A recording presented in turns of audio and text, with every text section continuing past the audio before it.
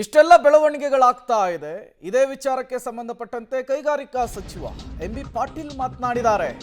ರಾಜ್ಯದಲ್ಲಿ ಕಬ್ಬು ಬೆಳೆಗಾರರ ಹೋರಾಟದ ವಿಚಾರಕ್ಕೆ ಸಂಬಂಧಪಟ್ಟಂತೆ ಬೆಂಗಳೂರಿನಲ್ಲಿ ಸಚಿವ ಎಂಬಿ ಪಾಟೀಲ್ ಪ್ರತಿಕ್ರಿಯೆ ಕೊಟ್ಟಿದ್ದಾರೆ. ನಿನ್ನೆ ಹೋರಾಟದ ಬಗ್ಗೆ ಸಿಎಂ ಸುದೀರ್ಘವಾಗಿ ಚರ್ಚೆಯನ್ನು ನಡೆಸಿದರು. ನಮ್ಮ ಸರ್ಕಾರ ರೈತರ ಪರ ಇದೆ ಅನ್ನುವಂತಹ ಮಾತನಾಡಿದ್ದಾರೆ.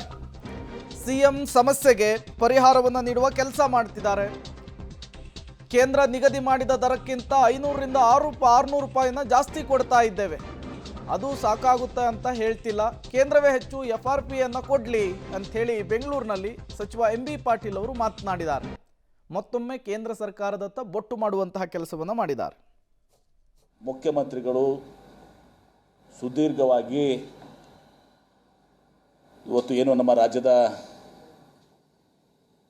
ಕಬ್ಬು ಬೆಳೆಗಾರರು, ವಿಶೇಷವಾಗಿ ಬೆಲ್ಗಾಂ, ಬಾಗಲಕೋಟ್, ವಿಜಯಪುರ, ಹಾವೇರಿ ಈ ಪ್ರದೇಶದಲ್ಲಿ ಕಬ್ಬು ಬೆಳೆಗಾರರು ಒಂದು ದೊಡ್ಡ ಹೋರಾಟವನ್ನು ಮಾಡ್ತಾ ಇದ್ದಾರೆ.